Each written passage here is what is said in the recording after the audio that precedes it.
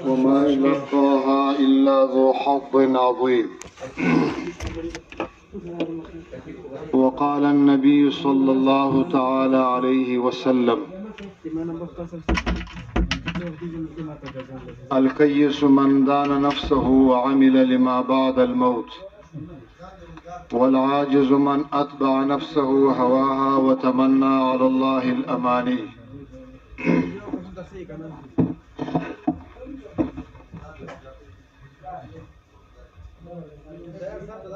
زما عزتمندو مشرانو مسلمانانو ورونو،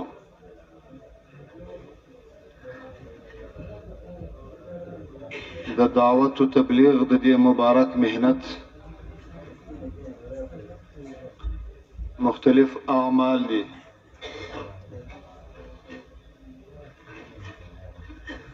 دا اعمال سيو عمل هر کال زموږ استاد په دې ملک جلال آباد کې سالانه جوړي او سالانه جوړ تقریبا اکثر وخت مشران ډېر زور پر دې خبره لګي چې زاړه ساتیان راشي، زړه مجمع راشي، چاچلي لګېدلي، څلور میاشتې لګېدلي، کلونه لګېدلي، هغه ملګري راشي او دا هغو سره پر دې بنیاد مذاکره وشي د ده په اعمالو کې ترقي څومره زیاته ده، یا مزید داسې مذاکره وشي چې د آینده دپاره څه کول پکار دي، دا کار الله پاک نور څنګه مخته بوځي او زموږ مال ځان وخت څنګه قیمتي شي په دې کار کې،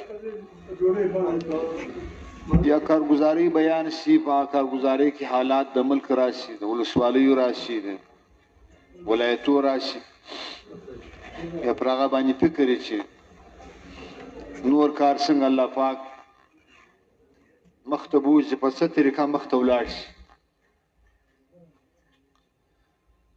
نو دا چې دی دا خو یو عظیم تجارت دی، الله تعالی موږ ته اشترا کړی دی. د دنیا تاجران یې کاروباري خلک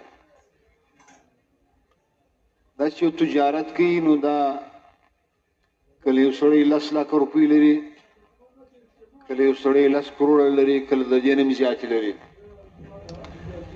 لیکن دا د دنیا کاروباري خلک په دې صبر نه کوي چې یاره 10 لک روپۍ لرم،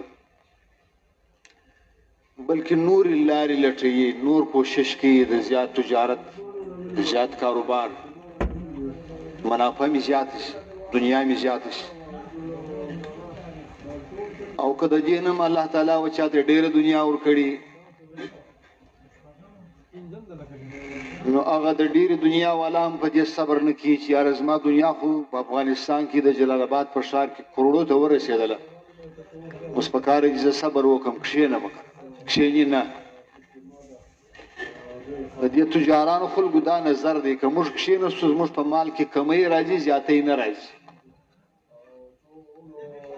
زموږ د یو دفتر پر ځای باندې 2 دفتره نه کړو، زموږ په دنیا کې ترقي نه راځي. لہذا د دنیا د ترقي دپاره، د ډېروالي دپاره هغه مختلفې لارې لټوي، کوشش کوي. نه ژمي یخنۍ ته ګوري، نه د ورځې ګرمۍ ته ګوري، نه موسم ته ګوري، نه د ملک حالاتو ته ګوري، مخته ترقي کول غواړي.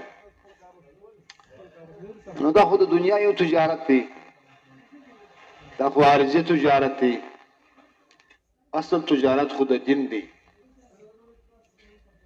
یا ایها الذین آمنوا هل ادلکم علی تجارة تنجیکم من عذاب علیم تؤمنون بالله ورسوله وتجاهدون فی سبیل الله. اے د ایمان خاوندانو، الله رب العزت وایي اے د ایمان والو. یاره د ټولو قرآن سره تعلق ډېر ضروري دی. سار امیر صاحب پر دې باندې ډېر تفصیلي خبره وکړه چې دا د الله په کلام موږ یې ورځان خبر کړو چې دې کې الله موږ ته څه فرمایلي. یاره ټول قرآن پاک سړی ښه تعلق سره پیدا کړي، ښه یې واوري، دا زموږ د رب کلام دی، په دې کې الله موږ ته څه وایي. لیکن خاص کر داسې آیتونه چې په هغه کې الله وایي یا ایها الذین آمنو، نو په دې وخت کې پوه شئ چې نه د الله د اهل کتاب سره خبره کوي، نه الله د یهودو سره خبره کوي، نه الله د مشرکینو سره خبره کوي. یو کم نیوي ځای په قرآن پاک کې الله فرمایي یا ایها الذین آمنو، یا ایها الذین آمنو، اے د ایمان خاوندانو، اے د ایمان خاوندانو، اے مؤمنانو. یا ایها الذین آمنو سره چې خبره شروع شول نو الله برای راست مؤمن سړی متوجه کوي و خبره ته، خبره واوره. نو په دې آیات کې الله مؤمنانو ته وایي هل ادلکم علی تجارة تنجیکم من عذاب الیم. اے د ایمان خاوندانو زه تاسو یو تجارت پر وښیم چې د دې تجارت په ذریعه به تاسې د دردناک عذاب څخه خلاص. نورونو دا یو غټ تجارت دی. نو په دې کې اوس سوچ پر دې پکار دی چې کم کمی د موږ څه سوي دي، دا کمی په باره کې د الله څخه معافي وغواړو. نو بیا خاص کر مشران راغلي، دا د مشرانو صحبت چې دی دا بیا یو بل نعمت دی چې الله تعالی یو چاته ورکړي. ځکه دا کار چې دی دا د مشرانو سره د صحبت په ذریعه باندې، د هغو سره د اوسېدلو په ذریعه باندې، هغو سره د هدایاتو په ذریعه باندې ډېر الله پاک مخ ته بیایي. انشاءالله مشران راغلي دي، هغه به موږ ته هدایت بیانوي. نو زما ورونو چې د دې کار کوم ترقي راځي، په هغه لارو کې مجاهده او محنت او قرباني زیاته کو، او کوم اسباب او کوم اعمال د کار د زوال لپاره، د کار د کمی لپاره سبب جوړیږي، د هغه څخه ځان وساتو، دا باندې غور وکړو. زموږ د ملک د زړو ساتیانو مجموعه ده، که زړه ساتیان نور هم زیات راشي الحمدلله، اوس هم کافي مجموعه راغلې ده. که نور مجموعه راشي دا ټول پنډال به ډک شي. که د هغې نه زیاته مجموعه الله پاک راولي په دې ځای کې به ځایېږي نه. نو اوس پر دې خبره سوچ وکړو چې دا په څه وجه باندې کله کله خدای ناخواسته یو انسان د دعوت د کاره څخه شاته کېږي یا وروسته کېږي. کله د شبې جمعې څخه پاته شي، کله سې روزه نه لګېږي، کله سالانه چیله پاته ده، کله څلور میاشتې پاته دي. د وخته وخته ارادي د بار موکو دپاره د هغه سم پاتې محروم وي. نو د دې دپاره زما ورونو دوستانو یو فکر پکار دی، هر سړي لره، هر ملګري لره، چې دا سستي او غفلت الله د موږ څخه لرې کړي، او دا یو د هدایت او د کامیابی کار دی. الله پاک زموږ ته څه نه څه نسبت سره پیدا کړی، په دې کار کې زموږ وخت ولګېږي. نو یو خو به مشرانو فرمایله چې کله د یو چا په ذهن کې د کار وقعت یا د یو چا د ذهن سره د کار اهمیت ووځي، نو بیا قرباني ته نه تیار کړه، وخت لګولو ته نه تیار. د بل شي وقعت، د بل شي مینه او محبت په زړه کې راشي، بل شي باندې غالب شي. کله د کار اهمیت او عظمت د سړي د زړه څخه وځي، د دنیا د محبت د وجې سره، د مال د وجې سره، د حکومت د وجې سره، د عهدې د وجې سره، کله یو بل حب جاه، حب مال، حب عزت غالب شي، الله تعالی د انسان څخه ناراضه شي، نو دا سړی د تبلیغ څخه لرې شي، په ځان نه پوهېږي. کله ډېروالی د مال سبب وګرځېږي د دې دپاره. نو چې د کار وقعت او اهمیت د انسان د زړه څخه وځي، انسان په خپله د اعمالو څخه سسته کېږي، شاته کېږي. که تبلیغي ځان ته وایي د تبلیغ پر څه پورې لاس نیولی، مګر تبلیغ نه وي ورسره. دا ډېر د افسوس خبره ده. نورونو یو دا مسله چې دا کار ډېر اهم کار دی، دا ډېر عظمت و شان والا کار دی چې موږ د دې وقعت په ذهن کې وساتو. دویم د دې کار مبارک مهنت مقصد څه شي دی دا کار د دې دنیا والا څه شي غواړي چې لږوم د چلې څه مقصد دی د څلورو میاشتو څه مقصد دی د سفرو څه مقصد دی نو چې سړی د کار مقصد وپېژني نو هغه سایه د عبث نه لازمیږي که د کار مقصد و غرض نه وي اوس چاته معلوم نو سړی روان وي نو هغه یو وخت ستړی شي چې غرض یې نه دی معلوم مقصد یې نه دی معلوم سړي نو دویم دا چې سړي ته د کار مقصد و غرض و غایه ور معلوم وي چې دا کار ډېر لوی مقصد لري او دریم زما ورونو دوستانو چې کوم ښه صفات دي د کار چې کوم ښه صفات الله تعالی د دې کار سره جوړ کړي دي هغه صفات په ځان کې راوستل د هغې کوشش کول د هغې طلب کول چې ناکاره صفات دي د هغه څه ځان لرې کول د هغه څه ځان ساتل چې خدای نه خاصه زما د ناکارو اعمالو په وجه باندې زما د ناکارو صفاتو په وجه باندې الله رب العزت ما د دې عظیم کار څه شاته نه کړي زه وروسته نسم د دې کار څه یا سوچ سره وي چې زما چلې نه لګېږي زما سفرونه نه کېږي د ډېره وخت سره تبلیغ سره زما تعلق دی او د زما په اعمالو کې ترقیم نه راځي دا څه خدای نه خاصه څه ناوړه صفتونه خو به زما سره نه وي را سره نو د ناکاره صفتو څخه مؤمن مسلمان بیا خاص کر داعي هغه د دې څه ځان وګوري ځان لرې کړي او بیا خاص کر په دې اوس وخت کې بیا د زړو ساتیانو خو بلکې زموږ ساسې دوی ذمہداري یو دا ذمہداري چې دا کار راټینګول دا کار نیول ځکه چې دا زموږ د محمد صلی الله علیه وسلم د ژوندۍ مقصد دی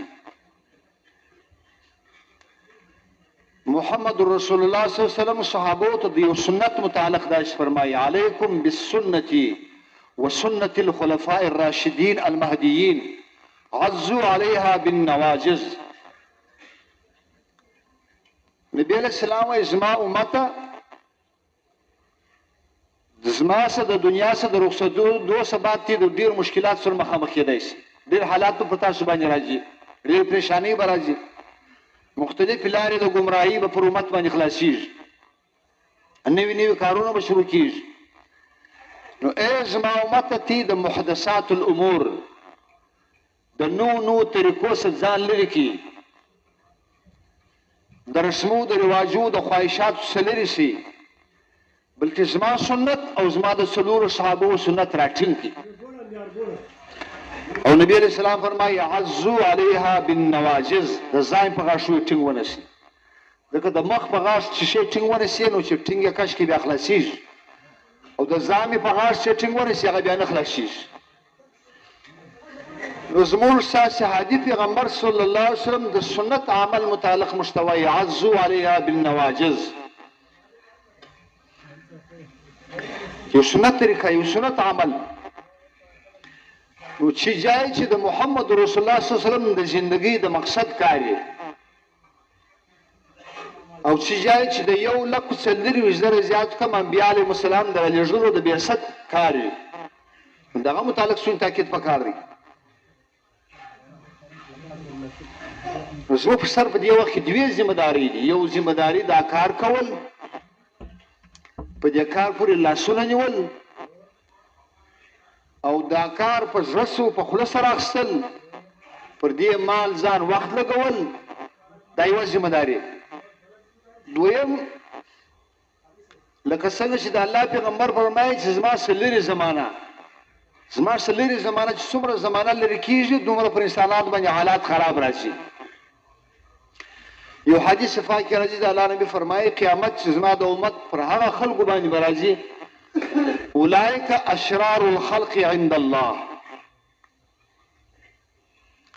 چې د ستر شپېلې ویل کېږي الله تعالی پر انسانانو قیامت راولي څه مخلوق خو به په دا وخت کې نبی علیہ السلام فرمایي اولئک اشرار الخلق عند الله دا الله په نیز به بدترین انسانان دا خلک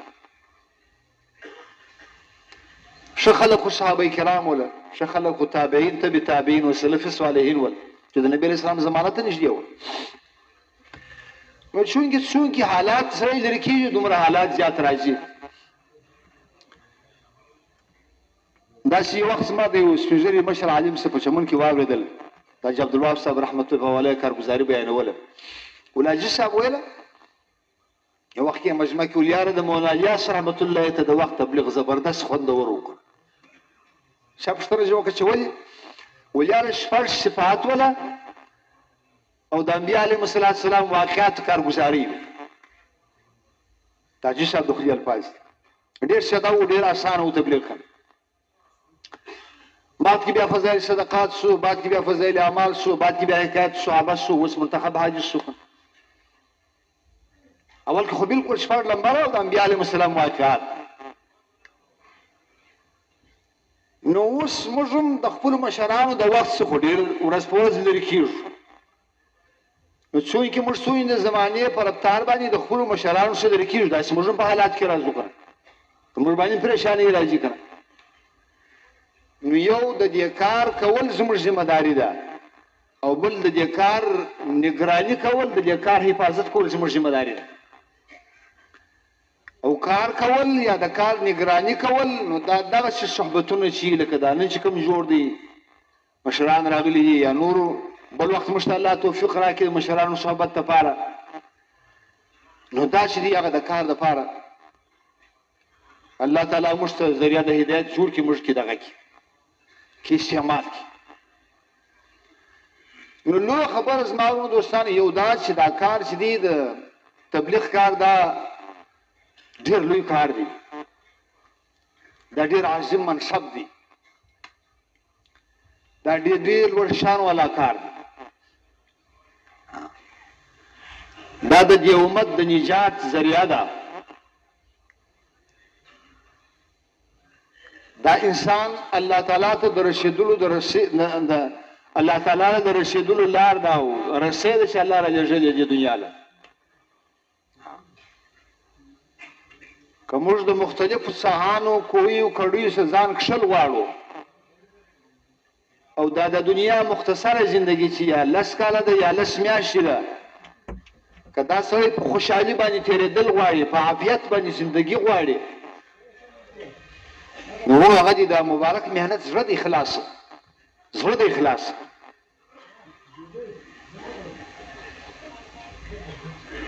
زړه د اخلاص دا معنا چې دا خپل مال، خپل ځان، خپل وخت د الله پر دل لګوو، د الله سره محبت هم لرو، د الله سره بیریږو هم.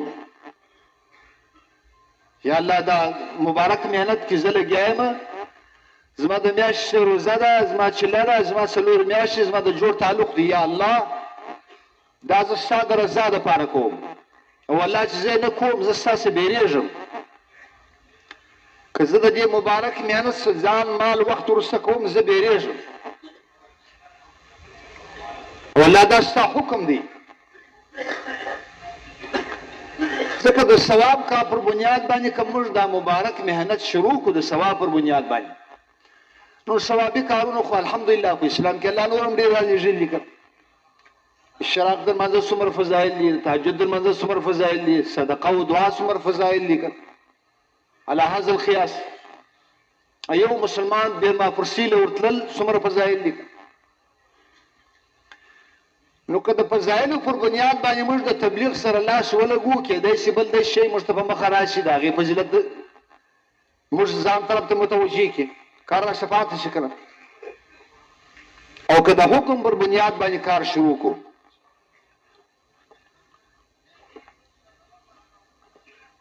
چې دا د الله حکم دی، دا د الله حکم دی او دا لوی کار دی، او د دې لپاره د انبیا علیهم السلام هجرتونه شوي دي، د دې لپاره انبیا علیهم السلام کړاوونو پریشانۍ خواري باندې راغلي. څومره پاک مخلوق دي پیغمبران انبیا علیهم السلام، څومره الله ته محبوب خلک دي، او دا پاکی هستی دا لوړ مخلوق د الله د حکم د رسیدلو لپاره کله بدن په وینو باندې ککړ دی، کله د سترګو نه اوښکې روانې دي، کله د قوم څخه مهاجرین دي روان دي هجرت یې شروع کړی وطن جن پاتېږي دا د دې کار په وجه باندې او دا د الله رضا او دا د الله منشا وکنه الله غوښتلی سي الله وی ولو شئنا لآتینا كل نفس هداها الله وی که زه وغواړم چې د انسانیت ته هدایت په زور باندې وکړم نو دا د یوې سکند کار دی الله ټول انسانانو ته کولی شي دا خو الله ته ډېر اسانه دي که موږ وغواړو الله وی دا کار اسانه دی لیکن الله ابراهیم علیه السلام غونې نبی نوح علیه السلام غونې پیغمبر موسی علیه السلام غونې پیغمبر عیسی علیه السلام غونې نبی محمد رسول الله غونې هستی دا الله تعالی د دنیا پر دې خلکو باندې ګرځي را ګرځي نبی علیہ السلام چې مهاجر کېدی د مکې معظمې سواتي نو ژړلی او مکې ته مخامخ شو خطاب یې ورسره شروع کول مکې ته خو زما د پلار د نیکه وطن یې زما زړه نه غواړي چې زه ستاسو اوسم ما ته ډېر زور راکړي چې زه مکه پرېږدم لیکن ما ته د الله حکم دی د دین دپاره دې پرېږدم څومره حالات پر انبیاو راغلي د احد په غزا کې د الله د نبی د محمد رسول الله سلام غاښونه مبارک شهیدان شوي دي سر مبارک په وینو باندې زخمي دي وینې روانې او یا کس صحابه کرام شهیدان پراته دي نبی علیہ السلام جسم مبارک زخمی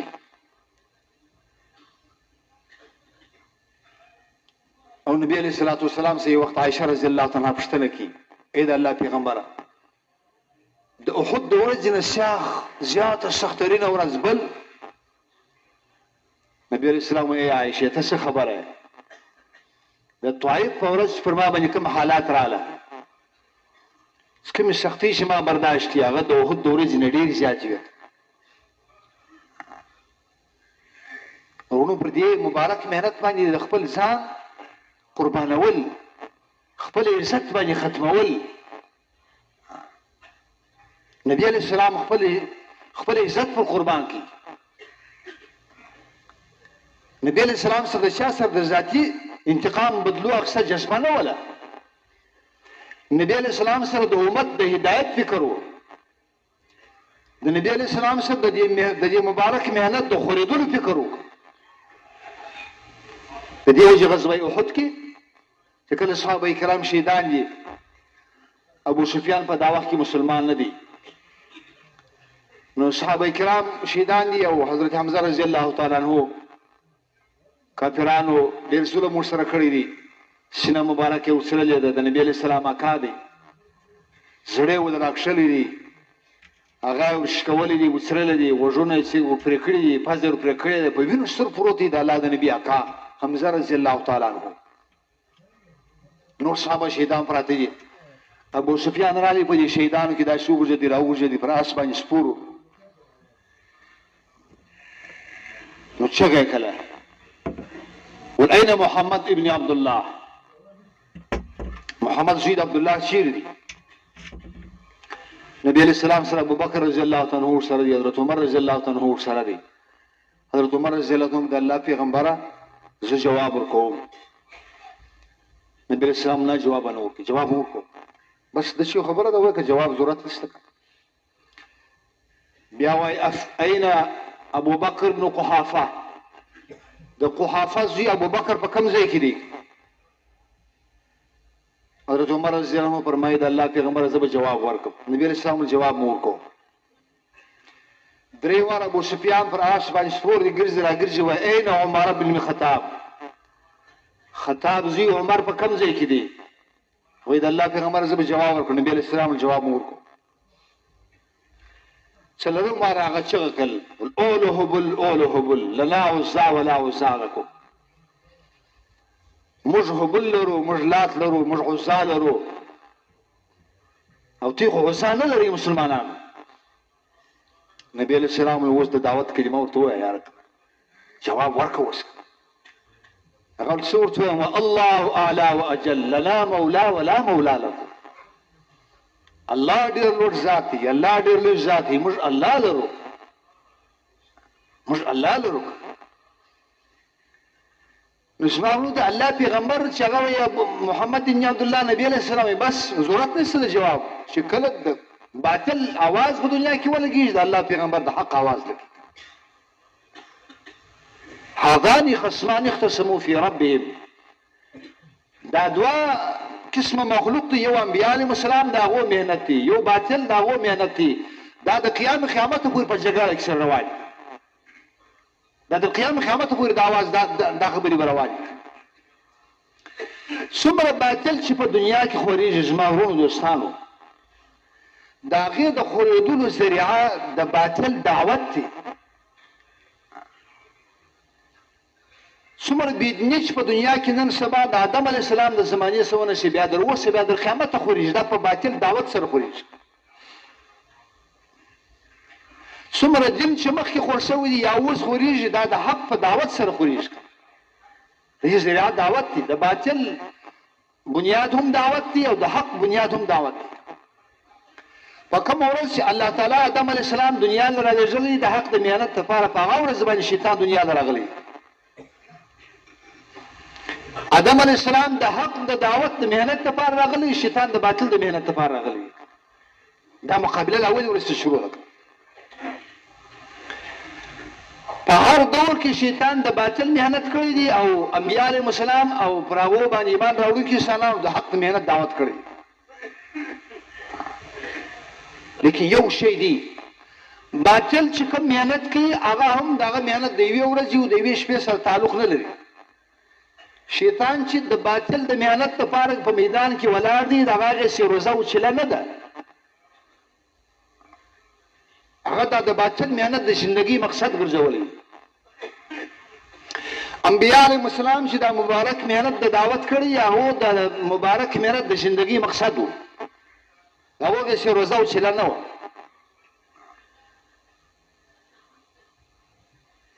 دنیا له شیطان راغلی، الله رب العزت ته دی خپله فرمایي، دی ورته وایي قال فبعزتک لاغوینهم اجمعین. علما کرام په دې جمله پوهېږي.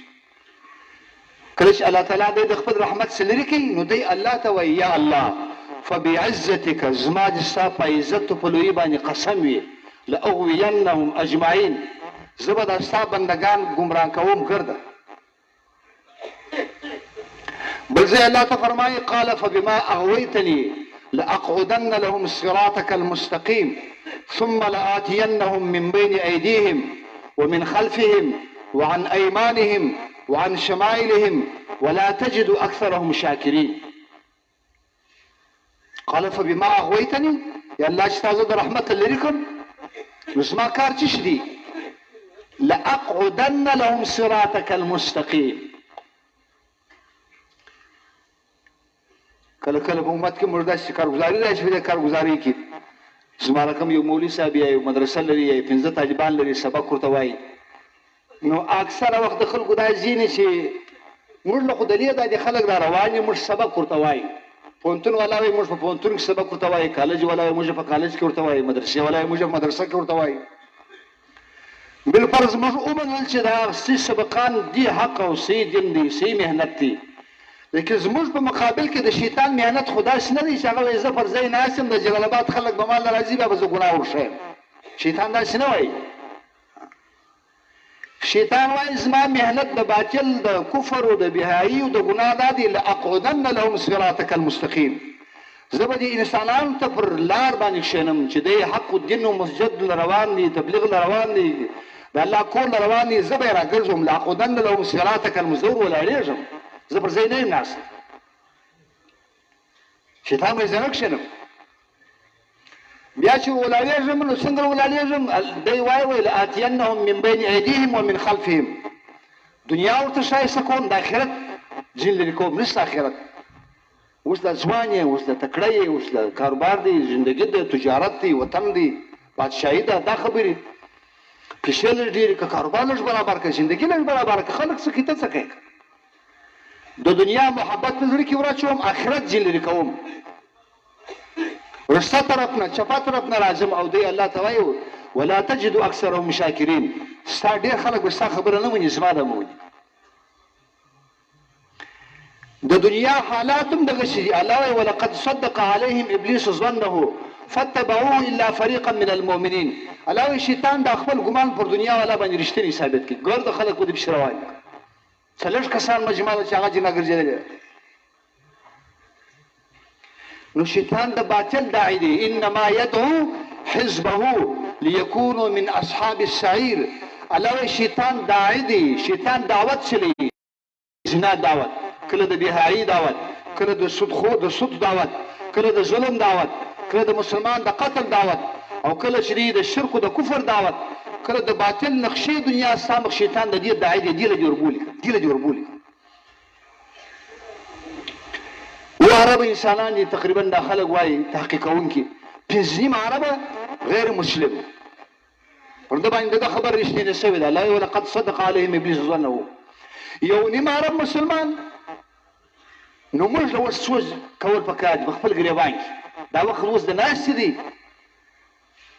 دا وخت د دې دی چې زه اوس ارام وکړم. یو نیم عرب مسلمان د شیطان په څنګه جیل کې راغلی دی، مؤمن مسلمان دی. مسلمان د پلار د نیکه د پشت در پشت مسلمان روان دی. 2 لمونځ کوي، 3 لمونځ نه کوي، 3 لمونځ کوي، 2 نه کوي. د مسلمان د روژې څه حال دی، د حج څه حال دی، د زکات څه حال دی، د مسلمان د حیا څه حال دی، د مسلمان د معاملات او کاروبار څه حال دی، د مسلمان د تجارت څه حال دی. د مسلمان د کلمې څه حال دی. لفظي کلمه تبلیغ والا مسائل نه بیانې، نقل د مسلې کله کله کوي. مفتی کفایت الله صاحب رحمت الله تعالی علیه یو لوی مفتی تیر شوی دی په هندوستان کې. هغه یو وړه رساله ده تعلیم الاسلام په نامه باندې. زموږ په افغانستان کې په اکثرو مدرسو کې ویل کېږي، پاکستان کې په ټولو مدرسو کې ویل کېږي، پښتو ژبه، فارسي ژبه، هره ژبه باندې چاپ ده. نو دا مفتی صاحب په خپل دا غټ ډېر لوی مفتی دی. د مولانا الیاس رحمت الله د وخت سړی بالکل مقبول سړی. نو د خپل سوالم ذکر کوي، بیا جواب هم خپل ذکر کوي په دا تعلیم الاسلام رساله کې.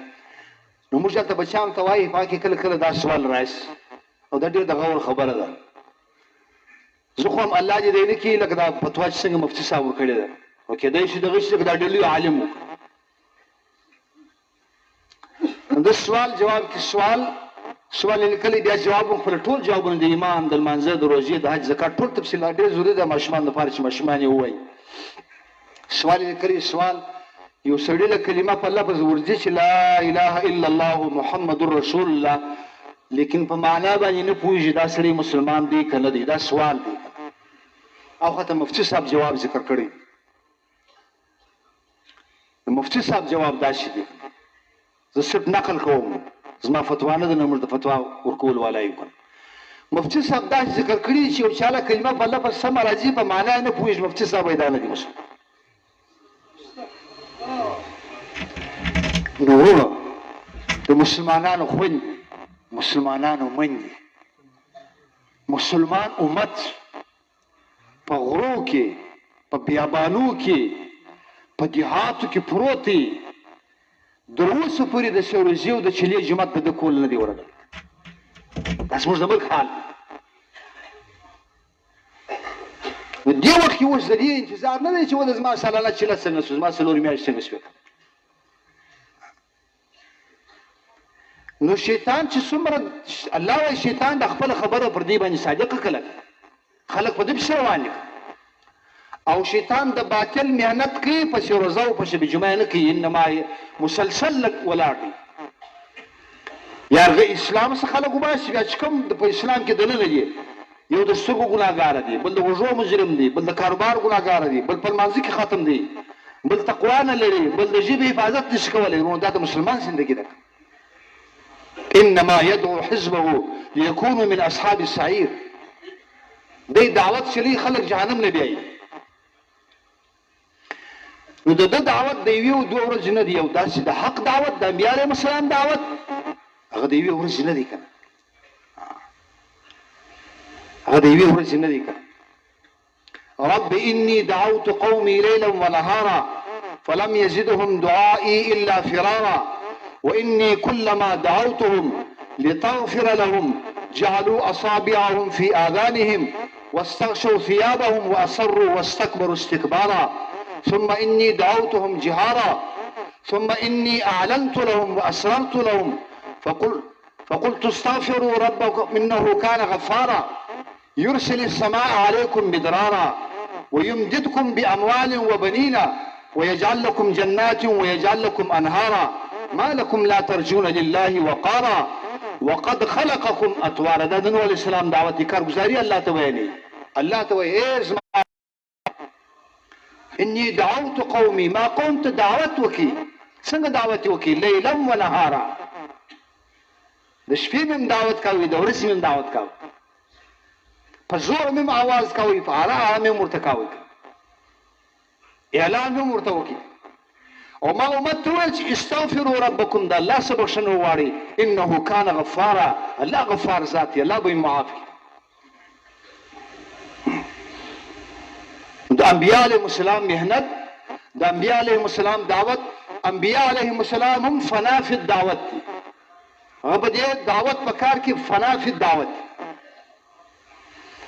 د دعوت کار د انبیاء علیهم السلام د زندگی د بعثت مقصد و. دې کار لپاره الله را لېږلي و. زموږ نبي ته الله محمد صلی الله علیه وسلم الله فرمایي قل ووایه هذه سبیلي، زما لار دا ده، زما کار دا دی، ستا کوم کار دی؟ ادعو الی الله، زه خلک د الله طرف ته رابولم. انا دا زما ذمہ داري ده، دا زما کار دی. ومن اتبعنی، د هغه مؤمن مسلمان کار دی چې څوک د لا اله الا الله محمد رسول الله د کلمې اقرار کوي. دا زموږ د نبي کار دی. مولانا زکریا صاحب رحمت الله تعالی فضیل اعمال کې لیکلي دي غالبا. او زما د مطالعه متعلق د دعوت د دې مبارک مهنت د کار سره شپېته آیاته په قرآن پاک کې د تبلیغ سره تعلق لري. شپېته آیاته. او د فرمایي که څوک نور زیات تحقیق وکړي، زیاته مطالعه وکړي، کېدای شي نور آیتونه په قرآن شریف کې پیدا کړي چې هغه د تبلیغ سره تعلق لري. نور آیتونه هم پیدا کړي. شپېته آیات. یا ایها المزمل قم الليل إلا قليلا نصفه أو انقص منه قليلا أو زد عليه ورتل القرآن ترتيلا إنا سنلقي عليك قولا ثقيلا يا أيها المدثر قم فأنذر وربك فكبر وثيابك فطهر والرجز فاهجر ولا تمنن تستكثر ولربك فاصبر. لا تبلغ دي. ولتكن منكم أمة يدعون إلى الخير ويأمرون بالمعروف وينهون عن المنكر وأولئك هم المفلحون. دا دعوتي. كنتم خير أمة أخرجت للناس تأمرون بالمعروف وتنهون عن المنكر وتؤمنون بالله ولو آمن أهل الكتاب لكان خيرا لهم منهم المؤمنون وأكثرهم الفاسقون. دا دعوتي. لا خير في كثير من نجواهم إلا من أمر بصدقة أو معروف أو إصلاح بين الناس ومن يفعل ذلك ابتغاء مرضات الله فسوف نؤتيه أجرا عظيما. دا دعوتي. ومن أحسن قولا ممن دعا إلى الله وعمل صالحا وقال إنني من المسلمين ولا تستوي الحسنة ولا السيئة ادفع بالتي هي أحسن فإذا الذي بينك وبينه عداوة كأنه. دا دعوتي. دا تبليغ دي. والمؤمنون والمؤمنات بعضهم أولياء بعض يأمرون بالمعروف وينهون عن المنكر. دا دعوتي. التائبون العابدون السائحون الراكعون الساجدون الآمرون بالمعروف والناهون عن المنكر والحافظون لحدود الله. دا دعوتي. دا یو مبارک مهنت لکه مخکې مازګر کې مولوي صاحب خبره وکړه، دا د زندګۍ مقصد ګرځول،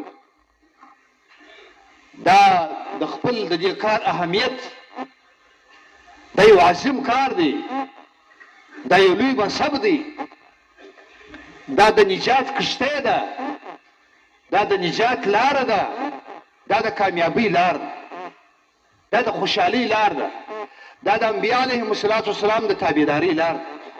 دا د خیر لار پر دې باندې الله موږ ته اجر عظیم الله راکړي لوی ثوابونه الله راکړي د دې کار الله وایي کامیاب دي اولئک هم المفلحون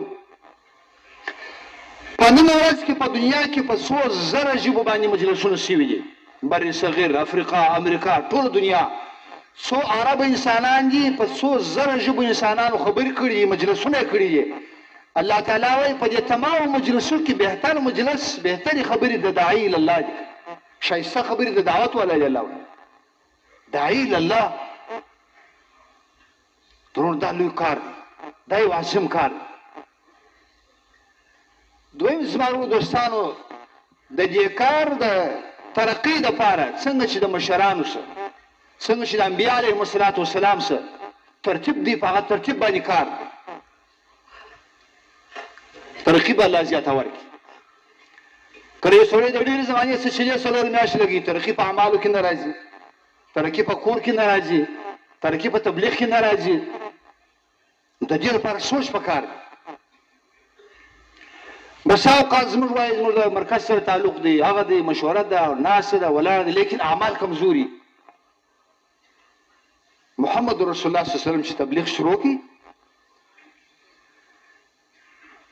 کله چې الله رب العزت دی پیغمبر کی ودته چې الله نبوت ورکی او الله قرآن ورکی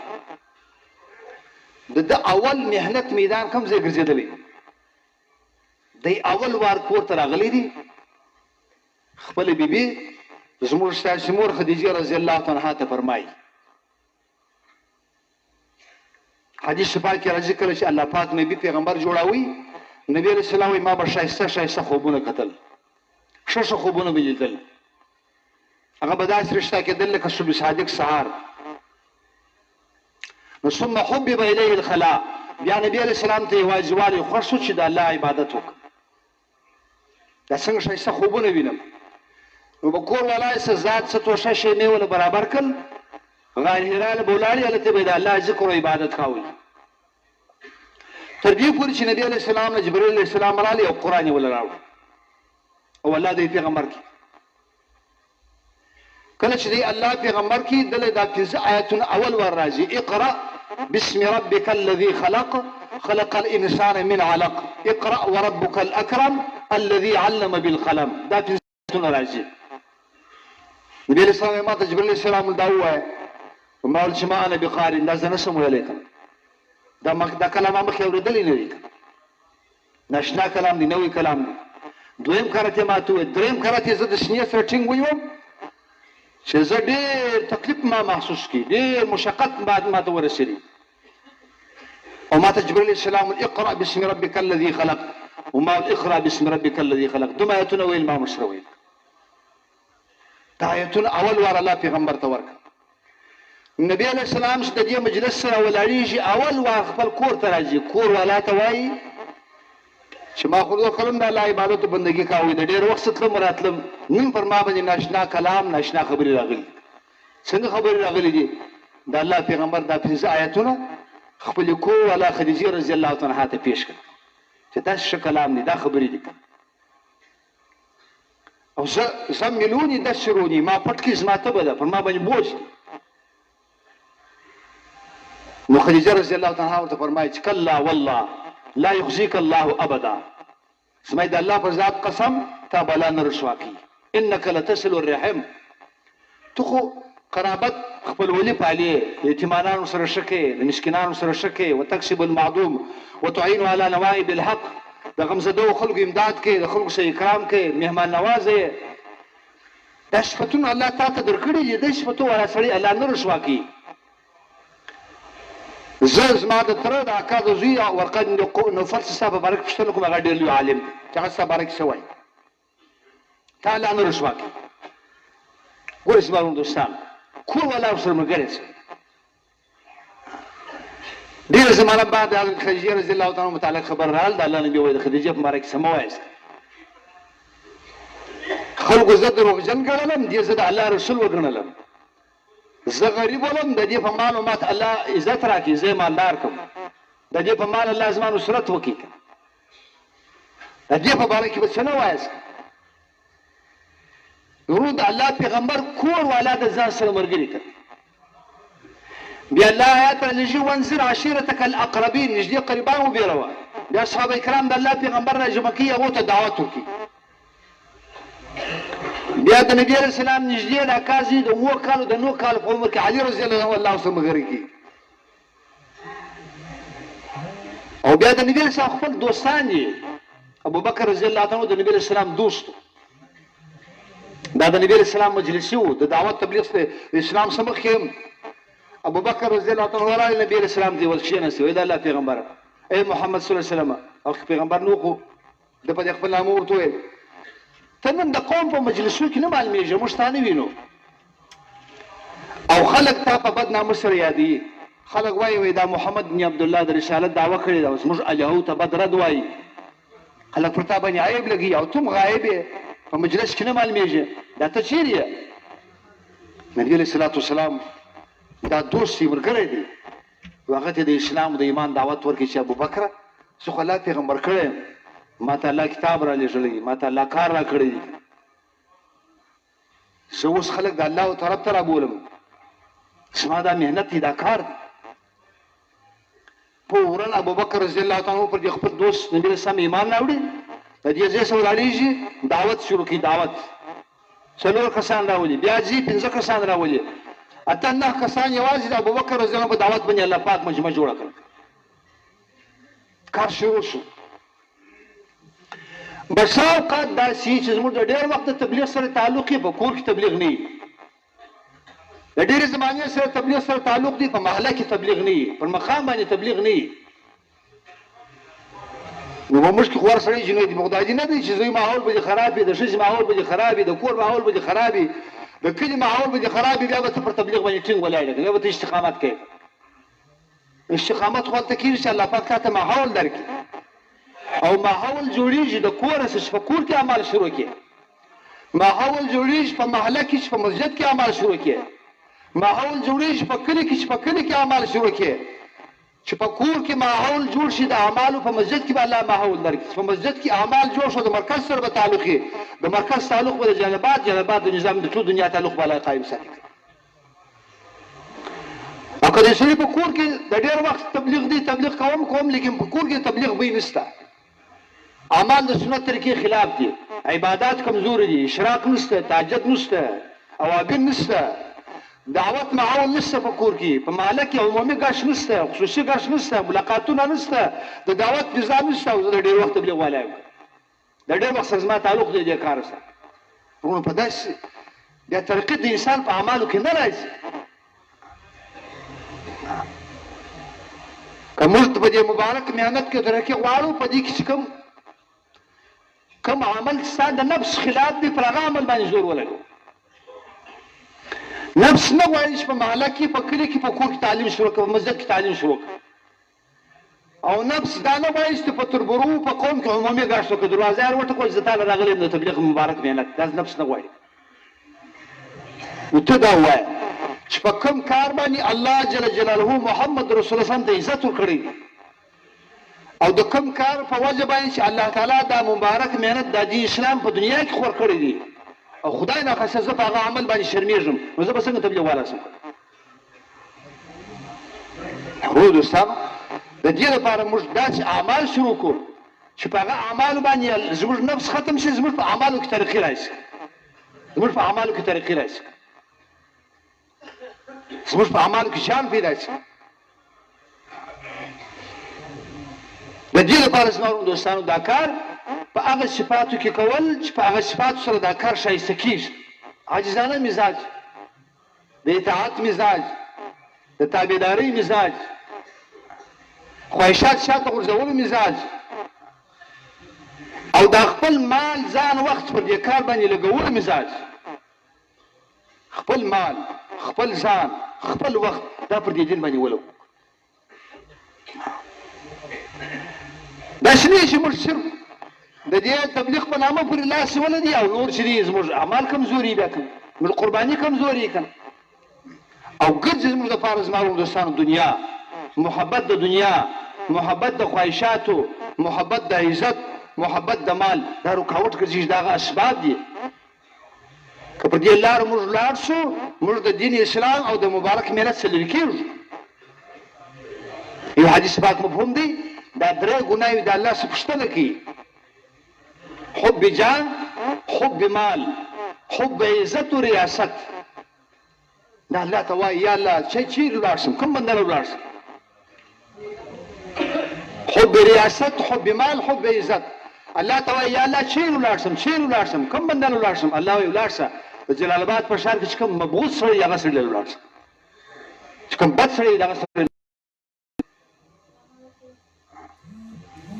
د دې لپاره زما دوستانو هسې نه چې خدای ناخواسته د یو شي په نامه باندې د دې الله وایي یا ایها الذین آمنوا ادخلوا فی السلم کافه. ای د ایمان والاو، ای مؤمنانو، په اسلام کې پوره داخل شئ، د اسلام پوره اعمال وکړي، د اسلام پوره صفات په ځان کې ژوندي کړي.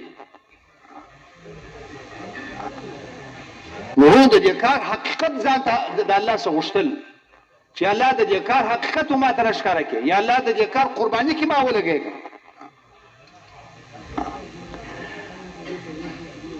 د کار په مزاج کې دا دی چې د انسان د کار په اعمالو کې جوړاوي، د کار په اعمالو کې جوړاوي. نو لکه څنګه چې دا کار زموږ ذمه داري د کار کول، داسې د دې کار نگراني کول، د دې کار حفاظت کول. دا خو نه یو تاریخ دی، دا خو نه یو جماعت دی، دا خو نه یو ډله ده. مشرانو څه بار بار دا موږ اورېدلي دي چې مولانا الیاس رحمت الله به فرمایله چې دا تبلیغ په نامه چې کوم نقل و حرکت شروع دی دا خلکو د تبلیغ په نامه مشوره کړې دي. دا نوم نه لري، دا جماعت نه دی، دا ډله نه ده، دا تنظیم نه دی. که بالفرض دې دپاره یو نوم تجویز کېدلی نو د دې نوم به تحریک الایمان وایي. معنا دا هغه محنت دی چې په دې کې د ایمان ترقي کېږي، په دې کې د ایمان ترقي کېږي، په دې کې د اعمالو ترقي کېږي، ایمان کې زده کېږي. په دې وجه صحابه وایي تعلمنا الایمان ثم تعلمنا القرآن. موږ ایمان اول وارث کړ، زموږ پر ایمان اول محنت وشو. نو داسې ورو دوستانو پر دې کار د اهمیت په زړه کې راوستل او دا ډېر لوی کار ګڼل او پر دې باندې خپل مال ځان وخت قربان کول او د دې کار حفاظت کول دا ډېر ضروري دی. حضرت عمر رضی الله تعالی عنه د مکران علاقه فتح کړل، نو بیا سوال جواب واستوي، خلکو ته وویل چې باش نور مخکې مه ځئ. او الکاش کې چې زما او د عجمو په مابینځ کې دا دریاب حایل وای، د دې دریاب په وجه باندې زه اخوا ته نور نه سوی اوښتلی. بس زما په دور خلافت چې کوم کار وشو د دې کار نگراني ضروري ده، د پیلاوېدو سره د خوړېدلو سره د دې نگراني ضروري ده، نگراني یې زه وکړم. دا نه ضروري چې زه مخته ولاړ شم. ارمان چې یو دریاب حایل وای. او عمرو بن عاص رضی الله تعالی عنہ تشکیل کی مصر له جماعت سره دی د الله په لار کې تشکیل شو. عمرو بن عاص او خالد بن ولید رضی الله تعالی عنهما دا دوه هغه صحابه کرام دي. عمرو بن عاص وایي چې زما او د خالد د اسلام راوړل سبب چې څومره جنگونه جهادونه د الله نبی کړي په دنیا کې، نو چې زما او د خالد بن ولید پر کومه راله مشوره براله نبی اسلام هغه باندې فیصله کول دا الله خصوصیت چې چاته ورکړي. عمرو بن عاص د جهاد میدان ماهر صحابي، خالد بن ولید دا باج صفات الله باج خلق تور کړي. د دې وجه الله تعالی چې زموږ په ملګرو کې په بعض ملګرو کې باج صفات شي، په بعض ملګرو کې باج صفات شي. هر مرګري په خپل علاقه کې د خپل صفاتو متعلق استعمالول زموږ ذمہ داری ده، اگر چې د خلکو په نظر کې نه. بعضې کله کله صفات والا خلک هغه د کار څخه محروم شوي، شاته شوي که د هغو خبر اخیستل، د هغو سوال جواب اخیستل، هغه کار نه راوستل، هغو ته کار په لاس ورکول.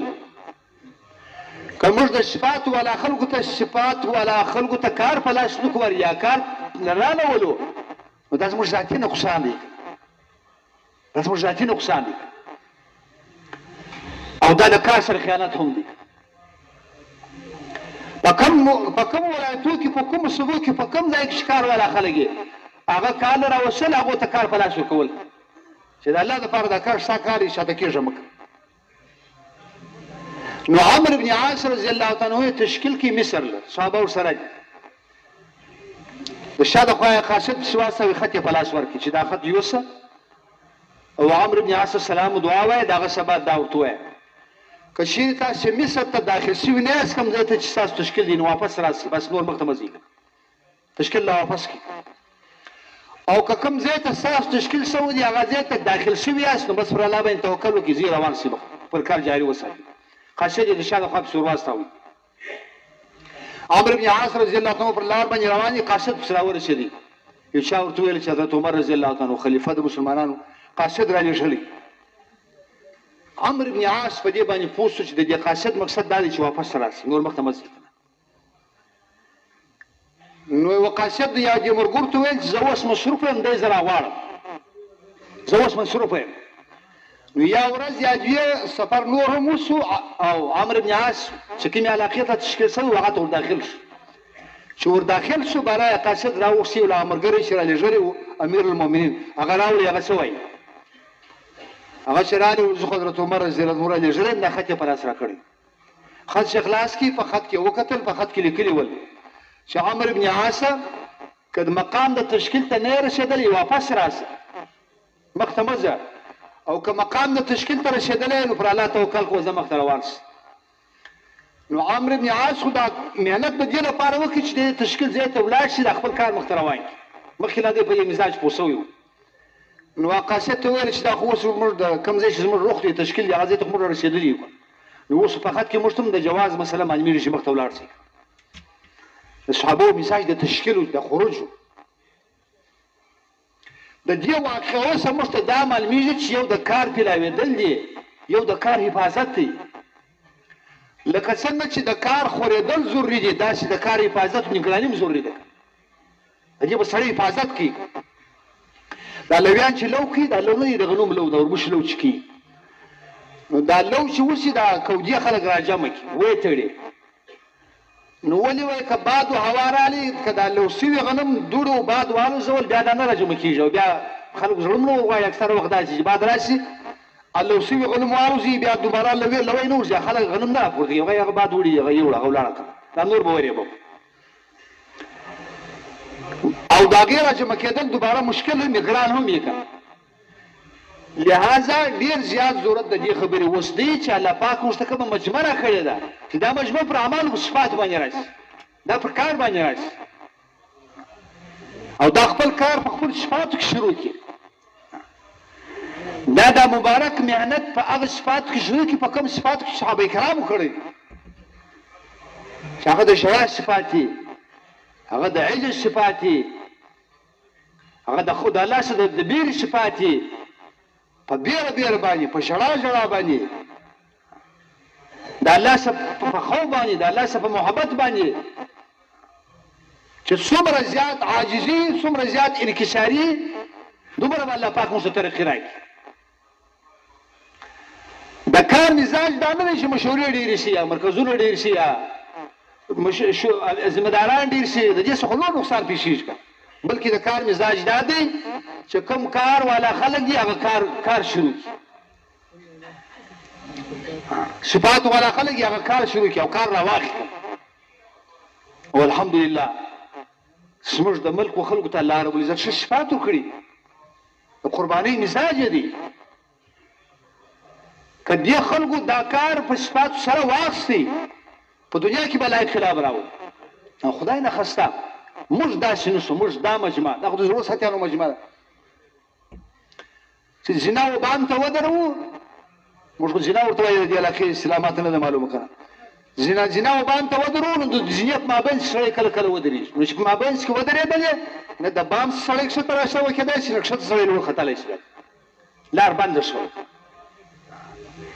خدای مه کړه چې موږ داسې نشو نه بلکې موږ به بام ته زینې درو پر زینو باندې به خېږو نور دوستان مسلمانانو باندې خېږو موږ به د کار دپاره رکاوټ نه جوړېږو او د هغې لوی بنیادي شی دا دی چې موږ کار د کار په صفاتو کې شروع کړو حضرت عمر رضی الله عنه په زمانه کې یو سړی مرتد شو د خلکو تشکیل کول ورسه رایه ولې هغه چې ورغله هغه ورته وویل چې زه په 2 شرطه درځم کوم 2 شرطه دي و یو شرط دا دی چې حضرت عمر رضی الله عنه د خپلې لور نکاح زما سره وکړي او دویم شرط دا چې د مسلمانانو خلیفه دې ما جوړ کړي.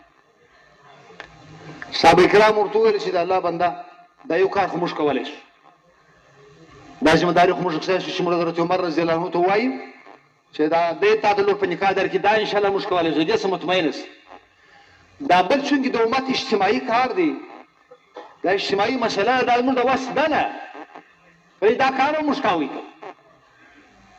جماعت چې واپس راغلي حضرت عمر رضی الله عنه ورته ویل د الله بندګانو ورته ویلو چې دا بل کار هم درته وکړو، دی به مې هدایت ته راوستي.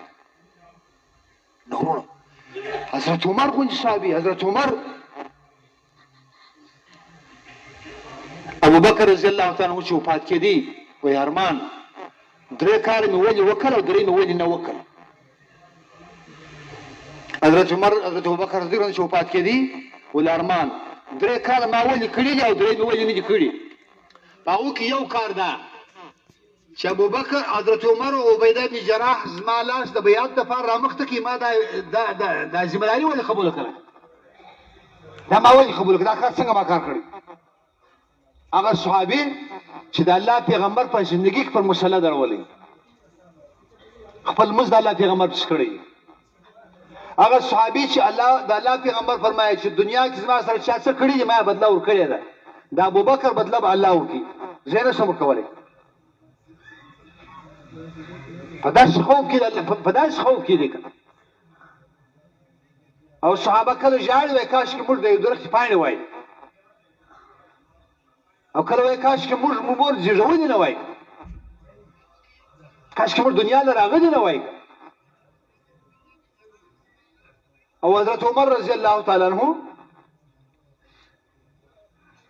10 حج یې کړي دي، هر کال د حج کوي، په آخري حج باندې واپسې کې را روان یو ډبره ته پرېوتې، څادر یې اواز کې سر یې باندې وړاو، الله ته دعا وکړه یا الله زما هډوکي کمزوري شوله، عمر مې ډېر تېر شلو، رعیت مې ډېر خور شو، فقبضني الیک، الله اوس مې پورته کړه، بس نور توان نه لرم، ډېر عاجز یم. د ده د وفات څه څو ورځې مخکې صحابو مشوره وکړه، د ده د وفات څه څو ورځې مخکې صحابه کرامو مشوره وکړه چې حضرت عمر رضی الله عنه ته به دا ووایي چې یاره مخکې حالات سختي ولا پریشانی ولا جنګونه ولا مؤمنان لږ ولا تعداد کم ولو فتوحات نه وو شوي، نو د نبي علیه السلام د غربت زندگی ولا د ابوبکر رضی الله عنه د غربت زندگی ولا ستا په دور خلافت کې الله پاک پر 22 لکه مربع ځکه بني اسلام پلاو کړي او مسلمانانو فتوحات دي، د روم او د کسرا او د فارس بادشاهي تسلیم شوي دي، د سرو زرو د سپینو زرو خزانې راغلي دي، مدینه د مال سره ډکه ده، دومره دنیا او جایداد الله مشترک کړي. دا ستا زندګي چې د حضرت عمر دا زندګي لږ بدله کړه، دا مشوره به وکړو، دا ترتیب بدل غواړو. نو حضرت علي رضی الله عنه فرمایل چې دا مشوره خو تی ورړي دی منی نه، هغه دا خو حقایق دي، دا خو د حقایق دي، نو څوک بله خبره ده در سره کوي. او نه یو حفصه رضی الله تعالی عنها چې د ده لور ده، یو عایشه رضی الله، دا دوې زنانې به در سره خبره وکړي، یوه خو د ده لور ده، بل د مسلمانانو مور د عزت والا عالمه زنان، دا دوې زنانې راغلې و ده ته یې وفرمایله چې داسې مسلمانانو صحابو مشوره ده چې مخکې خو غربت ول حالات ول، اوس خو الله موږ ته فتوحات راکړي دي، غنیمتونه دي، دنیا ده، نو که ته دا زندګي لږ بدله کړې، لږ خوشحالي او استراحت او آرام. هغه ورته وویل او ته چا رالېږلي یاست؟ اول ته یې ما ته دا سړی راوښیي چې دا مشوره ته دې چا په لاسه کړې، که زه په دې خبر سم چې دا پلانکی سړی د دا رایه تا ته درکړې ده، زه به د هغه سره بیا مجلس وکړم. او دوی خپلې لور ته وویل لوره زه ستاسو پوښتنه کوم، 3 کسان په سفر لوار وو، 2 منزل ته ورسېده، 3 پر لار باندې روان وو. دا 3 چې پر لار باندې روان دی، دی زه ستاسو دا پوښتنه کوم چې ستا په کور کې د الله د پیغمبر د محمد صلی الله علیه وسلم چې آرام به یې کاوه، هغه بستره چې پر یو ټاټ باندې به دی پته و، دا به تا غبرګه کړ، ورته اواره به یې کړ، نبي علیه السلام باندې آرام کوي. ول یو وخت د 2 تایي پر ځای باندې دا 4 تایي کړی و، 4 ځای دې غبرګه کړی و. نبي علیه السلام چې آرام پر وکړي ستاسو پوښتنه وکړه چې دا زما بستره دې بدله کړې ده؟ تا ورته وویل چې یا بدله کړې یم نه، د هغه ټاټ دی مخکې به غبرګ و، 4 غبرګه شو، هغه ټاټ مې ورکړی دی، بل شی نه دی راوړی. تا ته نبي اسلام څه وویل چې دا زما ټاټ بیا غبرګوه مه، دا چې غبرګي ارامي بیا زه د شپې د تهجد په منځ کې ما ته تکلیف راکړي. دا واقعه شوې ده؟ ول دا شوې ده. ول دا چې دور راغلی چې نبي علیه السلام د لمانځه وخت ولو، د نبي علیه السلام سره یوه جوړه کپړې وې، بله جوړه نبي علیه السلام نه درلودل. نو په هغه کې د یوې څه لنګ ولې و، بله دا کمیس یې پرېولی و. بلال رضی الله تعالی عنه راغلی، هغه غږ وکړي چې د اذان څه دي، د لمانځه وخت دی. نبي علیه السلام ورته وفرمایل چې زما خو یوه جوړه کپړې دي، هغه مې پرېولي دي، هغه وچې شوي نه دي، دومره صبر وکړي چې دا کپړې وچ شي، زه یې واغوندم بیا به زه لمانځه له درشم. ول دا واقعیت شوې ده که نه دی؟ دا واقعیت شوې ده. ول نبي علیه السلام سره چې ډوډۍ به وله، اوبه به ولې، هر څه به میسر وه. 2 ورځې سهار و ماښام د الله پیغمبر کله په زندګي کې دوه ټیمه لنده ډوډۍ خوړلې په ګرده زندګي. که به ولم سهار به یې وخوړه، ماښام به یې نه خوړه، که به ماښام و سهار یې به یې نه خوړل. په ګرده زندګي کې نبي علیه السلام 2 ورځې مسلسل سهار و ماښام ډوډۍ خوړل، یا نه یې ده خوړلې؟ ول نه یې ده خوړلې. ول یو وخت د الله پیغمبر ته پر میز ډوډۍ کښېښول، نبي علیه السلام را ولاړ شو، د میز څخه ډوډۍ را شوه کړل. ول زه بادشاه نه یم چې پر میز ډوډۍ وخورم، زه غلام جوړېدل غواړم، لاندې عاجز جوړېدل، لاندې ډوډۍ خورم، ځکه خورم. ول دا شوې ده که نه ده شوې؟ ول اوس شوې ده. نو نبي علیه السلام او ابوبکر ولاړ، زه د هغو پر نقش قدم باندې تېرېدل غواړم. که زه د مال وساتو د دنیا او دغه ته وګورم، نو زه به برباد سم، زه به هلاک سم. او د سکندن په وخت کې دا چیغې وي، ویل لک ولامک یا عمر ان لم یغفر لک ربک، که الله نه کې معاف، عمره هلاک بشي، هلاک بشي. نو ورونو دا شیان د انسان د خپل زړه څه وکاږي، د مشرتوب جذبه د موږ زړه څه وکاږي، د یو عهدیه جذبه د زړه څه لرې کو، د یو مشورې چې د مشورې رکن دا د زړه څه لرې کو. چونکې زموږ مخ ته یو منزل را روان دی، زموږ مخ ته د سکندر سختي را روانه ده، زموږ مخ ته د پولیسورات لاره روانه ده، زموږ مخ ته د نیکو اعمالو د بدو اعمالو ترازو درېږي. نو که زما او ستا جذبه یا زما او ستا نیک اعمال دا په غلط نیت و اراده باندې، نو دا به څومره د افسوس ژړی. یو وخت یو مشر موږ سره مذاکره په رايون کې وکړه. ګورې ورونو 3 قسمه انسانان، څه مخلوق خو داسې دي چې هغه غیر مسلم دي. څه معنا؟ په دنیا کې الله نه مني، د الله کتاب نه مني، الله نه پیژني، د الله رسول نه پیژني، د دنیا زندگی او خواهشاتو په جهالت کې ولاړ، الله نه پیژنو، مړ شو ولاړ آخرت له. نو الله خو عادل ذات دی، د په دنیا کې الله پیژندلی دی، الله پاک وایي زه جهنم وکړو، دا زما وعده ده. الله وایي چې کوم مخلوق زما بې تعارف بې ایمانه راغلی قبر له آخرت له، دی به جهنمي. وسیق الذین کفروا إلى جهنم زمرا حتى إذا جاءوها وفتحت أبوابها وقال لهم خزنتها ألم يأتكم رسل منكم يتلون عليكم آيات ربكم وينذرونكم لقاء يومكم هذا قالوا بلى ولكن حقت كلمة العذاب على الكافرين. الله کافران د قیامت په ورځ غیر مسلم د دې ایمان د دې مبارک د دې قیمتي هیرو څخه بغیر چې کوم انسان د دې دنیا څخه ولاړی، الله دا به جهنم ته څنګه بځي د ایمان څخه بغیر، د یقین څخه بغیر چې کومه مجمع آخرت له ولاړه، هغه په ځان باندې پوهېده چې موږ آخرت ته غله راغلي. د دې وجه د قیامت په ورځ جهنميان کفار جهنم له نه ځي. نو الله وایي وسیق الذین کفروا، الله وایي دا کافران به ملایکه علیهم السلام د شاله طرف نه په دکو سره روانوي، دي ځي نه، دي په ځان باندې پوهېږي که یوم یدعون الی نار جهنم دعا، په دکو سره به جهنم له کافر رواني. حتی اذا جاؤها د جهنم دروازو له به راشي، چې جهنم له راورسېدل وفتحت ابوابها، د مخکې نه الله دروازې ورته خلاصېږي جهنمیانو ته. 10 کیلومتره د لرې ځای را روان دي، لرې نه الله دروازه ورته خلاصه کړې چې هغه جهنم هغه د اور عذاب ستا لپاره تیار دی. نو چې کله د جهنم غاړې له راورسېږي نو ملایکه علیهم السلام پوښتنه کوي الم یاتکم رسل منکم، پیغمبران نه وه راغلي، یتلون علیکم آیات ربکم، چې د الله آیاتونه درته ویلي وای، وینذرونکم لقاء یومکم هذا، د قیامت د عذاب څخه بیرولي وای، نو څوک راغلي که نه؟ قالوا بلا راغلي و لیکن موږ دا ویو چې نه الله کتاب نه دی رالیږلی الله دین نه دی رالیږلی فیصله د عذاب پر باندې د جهنم پر کناره باندې ولاړ دي اعلان ورڅ کیږي قیل ادخلوا ابواب جهنم خالدین فیها فبئس مثوى المتکبرین زی جهنم لا دا د متکبرینو ځای قیل ادخلوا ابواب جهنم عليها ملائكة غلاظ شداد لا يعصون الله ما امرهم سخزړي ملائکه علیهم السلام الله مقرر کړي کله چې مؤمن کله چې انسان ګناګار د آخرت په ورځ باندې الله دربار کې راشي پښتنه جوړ شي د اعمال یا ایمان نشته ختم دی ګناګار دی نو ملائکه علیهم السلام په زرو د یوه ملائکه کار لیکن الله په زرو ملائکه دروي په زرو ملائکه یو دم پر د باندې حمله کوي او د دوی د خلیه د لاس ورچی د نن لاس نه باش دا سره نشي او دا سه ورزي د په ملائکه عالم ته ورچی دوی په دا وخت چې وي پر ما باندې رحم وکي ملائکه علیهم السلام ورته فرمایي چې نن مهربان ذات ته د رحمت څخه محروم کړي الله په تعالی رحم نه کړي او زنانی چې ګناګاری نو د دې سر د بیشتانو نشته شاته طرف نه دي ځینې ملائکه علیهم السلام ورسي او دا چې جانم ته ورسي نو یو خورونو دا مجمع ده چې بغیر د ایمان بغیر د یقین څوک لای دا هلاک شو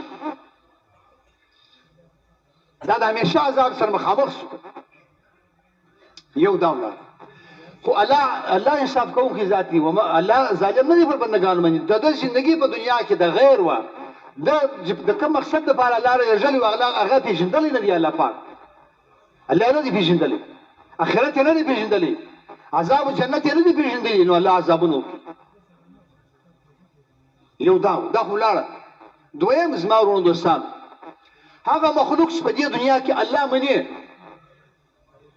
هغه مخلوق په دې دنیا کې الله او آخرت مني قبر او حساب کتاب مني مسلمان دی کلمه ګو مسلمان دی لیکن د اسلام دا حالت دی چې د منځ قرضدار دی د روزي قرضدار دی د حج قرضدار دی د دین قرضدار دی کنه دوی مونږ کړي دوی قضا کړي دي په سترګو ګناهونه کړي دي بده حرام ته قتل دي په وجوه حرام اوریدل دي په نس کې حرام اچولې دي بهایي او بدکاری کړي ده د الله دربار نه علي الله حساب وسره کوي ودا ګناګار دي الله عادل ذاتی دته الله تعالی د ګناه مطابق سزا ورکړي مسلمان دي د ګناه مطابق سزا لیکن چونکه دا سزا ویل د تعالی ورکړي د په دنیا کې د خواهشاتو ژوند تیر کړی دي حرام کړی دي ناجایز کړی دي ظلم کړی دي بیايي کړی ده مثلا مسلمان دي شراب خور دي مسلمان دي بدکاری کوي مسلمان دي سود خوري مسلمان دي د بل مسلمان د قاتل کوي بل مسلمان یې وژلي دا غوړ ګناونه دي بغیر د توبې آخرت ته ولاړ الله د سزا ورکړي دا ولی د په دنیا کې دغه کارونه کړی دغه سزا الله ته توکي دا دویمه مجمع شو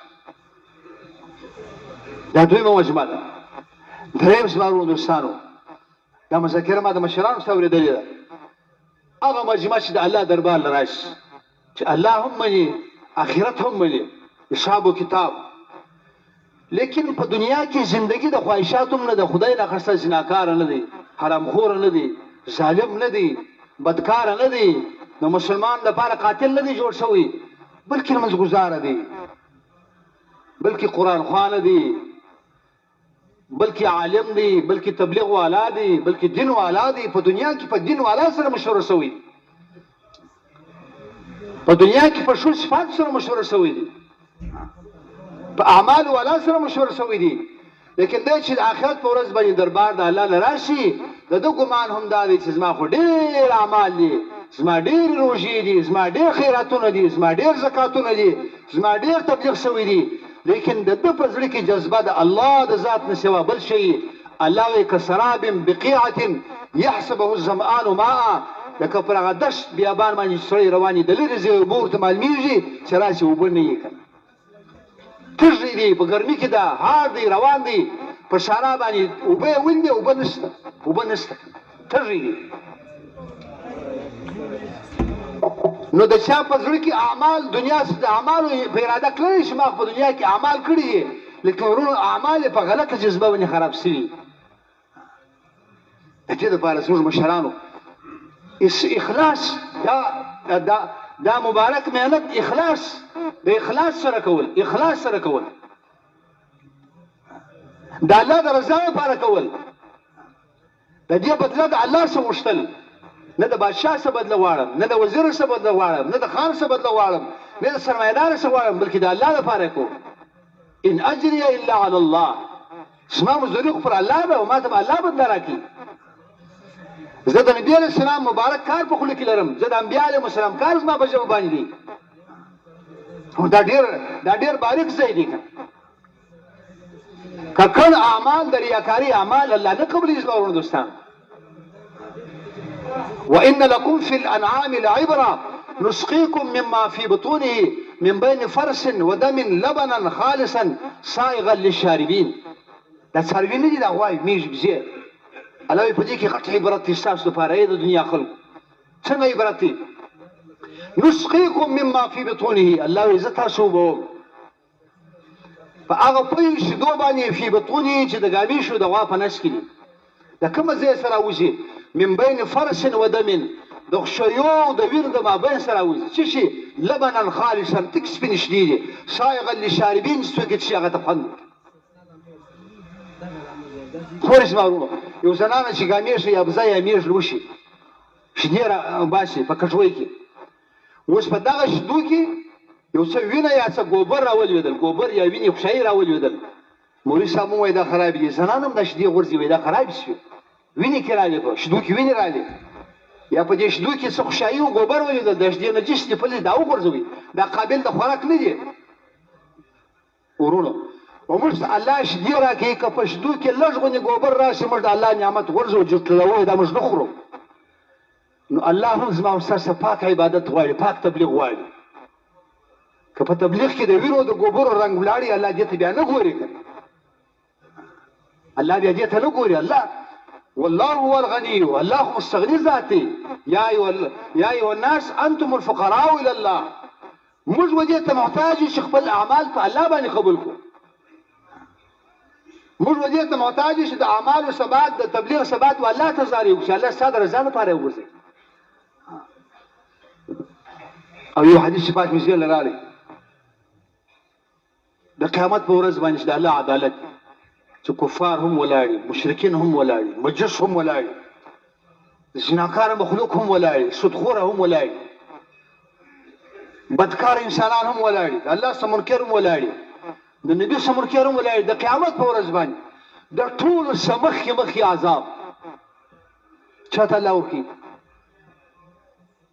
تاسو بچاري سخت، د ټول سمخ کې عذاب، د ټول سمخ کې عذاب، د تمام انسانیت سمخ کې عذاب.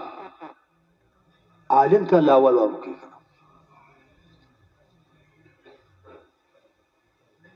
او حدیث الفاظ داسې نه دي نبی لس چې اسی جهنم له الله داخلي، بلکې حدیث کې راځي مخکې له جهنم ګرم شوی دی، مخکې له الله تیز کړی دی، مخکې له الله بل کړی دی، څو زره کاله کړ شوی دی. حدیث الفاظ دی اول من سعرت به نار جهنم، الله یې پتا سکی نه چې ورته یو داخلي نه پتا سکی. دا کار په اخلاص سره کول، دا په عاجزي سره کول، او دا په استخلاص سره کول. یو د اخلاص یو د استخلاص. اخلاص معنا د الله په جذبه باندې تبلیغ مهنت کوو، د الله د رضا لپاره کوو. استخلاص دا معنا چې بل جذبه مغلوبه ده، تبلیغ غالب دی. استخلاص دا معنا که دکانداری کوم، دکانداری مې مغلوبه ده، تبلیغ غالب دی. که په مدرسه کې درس وایم نو مدرسې کار مغلوبه، تبلیغ غالبه. که تجارت کوم، زمیندار یم، کاروبار کوم، نو کاروبار مغلوبه، تبلیغ غالب. دا استخلاص غواړي. که موږ تبلیغ چې څلور میاشتې ولګو، زموږ پر خوله باندې دا لفظ وي یاره دا یو کار دی کوو به، زه زمیندار یم، زه دکاندار یم، زه تاجر یم، تبلیغ هم کوم.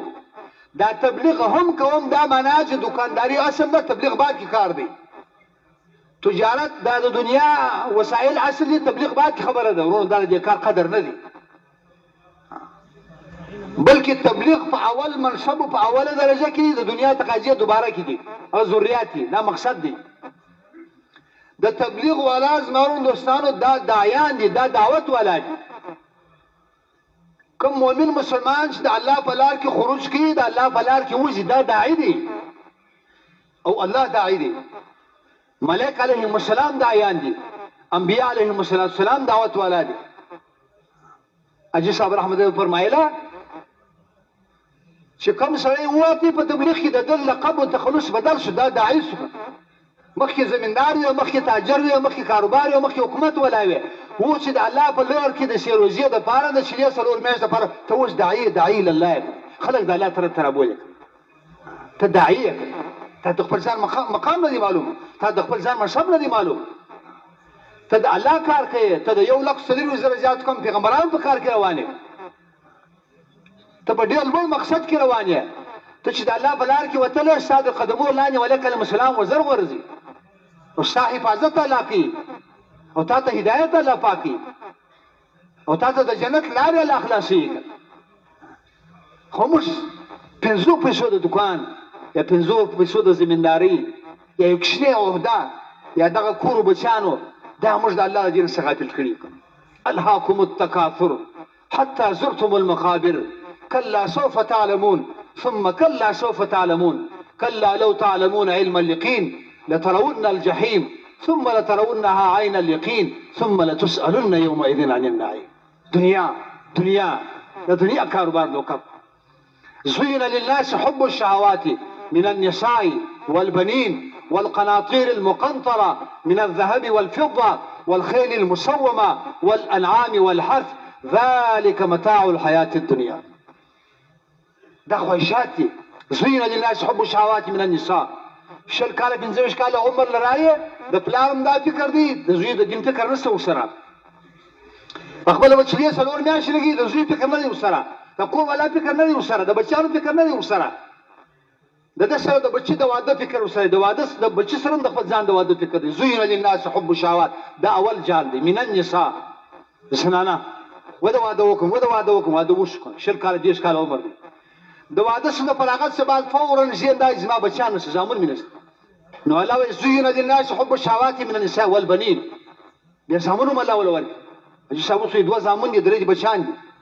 نو درېمه تقاضا والقناطير المقنطره، پیسې لرم په بینک کې پیسې نشته، ملازمت نه لرم، د حکومت عہده نه لرم، کاروبار مې نشته، تجارت مې نشته، دا قناطير مقنطره الله ولور.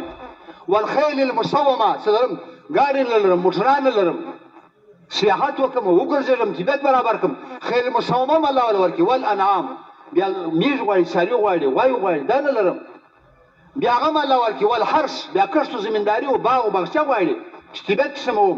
دا ټول شیان چې راجمه کی الله وی ذالک متاع الحیات الدنیا. الله وی دا متاع ده، او متاع سبار بار کومایل دي. یو عالم و ډیر عالم هغه دا قرآن او حدیث کې د متاع لپاره دنیا لګ، دا دنیا متاع ده، دا متاع ده. وایي څه په دې نه پوهېدم چې دا متاع څه ته وایي. نو زه د عربو باندو کې روان شوم چې د عرب څه پوښتنه وکړم چې د متاع څه معنا ده. نو زه یو ځای روان یم، یو زنانه پر یو واله باندې ناسته ده، دا دیګ دی، دا غابونه په پلیټونه دي، دا سالن چې خوړل شوی دا شیان دي. نو ټوټ کور سره دی په دې باندې یار دا دیګ پاکي، بیا په خار ولړي، په ریګ ولړي، بیا دا دیګ ولا په چلا او شان پاکي. نو لوښ چې زنانې پرېوله، نو هغه ټکور په خارو په ریګو په غوړیو تک تور لړلی پروت دی، او دا زنانه ورته ناسته ده. هغه کوچنی کپړه نه یې کپړه زنانې چې لوښ په پاکي، برتنان پسې پاکي. نو سپی راغلی پر دې غوړ ټکور وږي سپی و د سارا پر دې دغه باندې بوی وکښي پر دې کپړه، نو هغه په خوله کې چل کړ، ویې ځغلول. چې ویې ځغلول، هغه زنانې اواز وکړي، چغې کړل، جاء الکلب واخذ المتاع وفر الى الجبل. سپی رالی زما نه متاع زما کپړه زما سې یوړل. او مولوي صاحب زه پوه شوم چې متاع په عربي کې ودې غوړي کپړې ته وایي. قرآن کې چې الله وایي ذلک متاع الحیات الدنیا، ورونو زنانه بچان مال دولت دنیا کاروبار، الله وایي دا متاع ده. وما الحیاة الدنیا الا متاع الغرور. اعلموا انما الحياة الدنيا لعب ولهو وزينة وتفاخر بينكم وتكاثر في الأموال والأولاد كمثل غيث أعجب الكفار نباته ثم يهيج فتراه مصفرا ثم يكون حطاما وفي الآخرة عذاب شديد. الله وایي پوه سي د دنیا انسانانو، الله وایي اعلموا پوه سي دا ژوند د دنیا او د دنیا اسباب لعبا ولهوا وزینة، دا د کشنیانو تماشه ده. ورونو دا دنیا نه دی، دا یو کیر دی، دا یو لبه ده، دا یو دوکه ده. کله ځوان په ځواني دوکه شي، کله تاجر په تجارت دوکه شي، حکومت والا په حکومت باندې دوکه شي، وظیفه والا په وظیفه باندې دوکه شي. د تبلیغ مزاج ساده دی، د تبلیغ مبارک مهنت ساده دی. کله کله سړی په دوکه شي، په دوکه نه شي کنه چې دنیا موږ دوکه نه کړي، د دنیا خواهشات موږ خطا نه باسي، دنیا موږ د الله څخه غافل نه کړي، آخرت را سیر نه کړي. د دې لپاره ورونو دوستانو دا یو مبارک مهنت دی. دا په دې صفاتو کې کول، د مشرانو په اطاعت کې کول، د مشرانو په صحبت کې کول، او د الله څخه عافیت معامله غوښتل، توبه ولا تکشل، توبه ولا استغفار. د هر انسان څخه خطا کیږي، د هر انسان څخه غلطي کیږي. یا خاص کر موږ د امتحان په دور کې یو، زموږ د ژوندګۍ بازګر دی، زموږ څه وخت تېر شوی، 50 کاله عمر تېر شوی دی. حاجي صاحب د دې بعد نور ارادي سوچونه لري. 40 کاله ژوندګي تېر شوی ده، د نور ارادي دي چې نور کارونه به کوم. دا ته سوای د الله بنده کړه، مرګ را روان دي کړه. په خپلو کړو باندې الله ته پښیمانه شو، په خپلو نافرمانیو الله له ننواتې ورشو، او د دې مبارک مهنت په اعمالو کې پر کمي باندې الله څخه معافي وغواړو. او اوس الله موږ سره سوله کوي، اوس الله موږ سره جوړه کوي. دا بزرګ خبره ده چې سړی روان چېرته ځي؟ په قبرستان ځي. ول څه کوي؟ ول قبرستان کې چې کوم انسانان مخکې ژوندي ول، الله د هغو سره سوله کول، خلکو سوله نه کول. اوس په قبرونو کې خلک پراته دي، هغه وایي موږ دعا ژاړو بغیر الله اوس سوله نه کوي، الله جوړه نه کوي. اوس الله موږ سره جوړه کوي، الله موږ سره مصالحت کوي، الله زموږ فریاد اوري. د 80 کالو ګناهګار، د 80 کالو مجرم چې نه په لمانځه کې، نه په ګرده ژوندګي کې یوه سجده لګولې ده، نه یې یوه رکوع کړې ده، نه یې حج د بیت الله کړی دی، نه یې لمونځ کړی دی، نه یې اعمال کړي دي، نه یې سخا کړې ده، بلکې 80 کاله مسلسل ګناهګار مجرم دی. لیکن چې د الله دربار د رحمت ته رالی، یو وارې په اخلاص وویل چې الله زما توبه ده، الله رشته دار تربور نه دی، الله رحمان رحیم دی، الله وایي ټول تا ته معاف دي، الله وایي ټول تا ته معاف دي. او ورو حدیث پاک مفهوم دی چې انسان دومره ګناهونه وکړي، دومره خطاګانې وکړي، څومره خطاګانې چې د ده ګناهونه د مځکې د سر نه ونیسي بیا د اسمانه پورې، دا څومره خټه پیزا ده. که یو انسان د جلال آباد د ښار یو انسان دومره ګناهونه وکړي چې د مځکې څخه ونیسي تر اسمانه پورې، او زه د الله په عزت قسم درته اخلم چې د ګردې دنیا انسانان ګناهونه وکړي، د ګردې دنیا انسانان د الله څخه منکر شي، ګناهونه کوي، انسانیت به ختم شي، خو د انسانانو ګناهونه اسمان ته نه رسېږي، اسمان دومره لرې دی نه رسېږي. خو بالفرض که د یو انسان ګناه دومره شي چې د مځکې تر اسمانه رسېږي، الله له راشي، الله وایي ستا ګناهونه معاف دي. نو کوتاهي خو د هر چا څه کېږي که نه، غلطي خو د هر چا څه کېږي که نه. موسی علیه السلام په دور کې یو سړی و، باران نه کېدی، قاصالي ول. موسی علیه السلام په قوم باندې غږ وکړي استسقا کو باران، خلک بیابان ته ووتل استسقا له دعا کوي، حاجتونه د الله څخه غواړي، ژاړي الله ته، یا الله باران، یا الله باران، یا الله باران. قاصالي د انسانان وږي شول، حیوانان مړه شول، ګرمي نور هم زیاته شول، باران نور هم ودرېد، نوره سخته ګرمي شوه. موسی علیه السلام الله ته یا الله موږ خو د دې لپاره راغلي چې په موږ باندې یخ هوا او سړه هوا اوبه راولې، پر موږ باندې نوره ګرمي راغله. د الله طرف سیلاب ورته وشي. ای موسی علیه السلام ستا په مجمع کې یو سړی ناست دی، هغه ګناهګار دی، 40 کال شو، دا مجرم ګناهګار سړی دی، دا مجلس نه وباسي، دعا زما څه غواړي، زه به دعا قبوله کړم، باران به در باندې وکړم، زه به باران وکړم. موسی علیه السلام آواز وکړي قوم ته چې ای زما قومه څومره قحطسالي ده، انسانان ترې دي، حیوانان ترې دي، مخلوق مړي تباه کېږي، د الله عذاب راغلی، د الله عذاب راغلی. او ورونو دا مبارک محنت چې نه کوو، عذابونه به زیاتېږي که نه. ذهن مې بله خبرې له ولاړی. او په دنیا کې یو لوی غم جوړ دی، دا اوس موږ چې مونږ سره ټول لار بنده وله په ډېر مشقتو باندې دا ناجوړي راغلي، کرونا وایرس ورته وایي که څه ورته وایي که نه.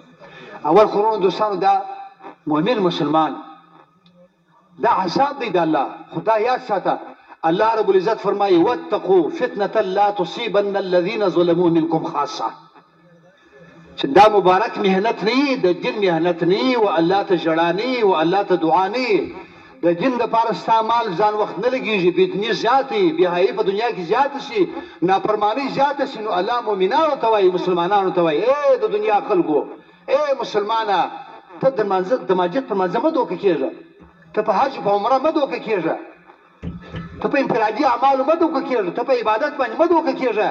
په امت کې هغه محنت نشته چې په هغه محنت باندې بدي الله مټاوي، هغه شی نشته.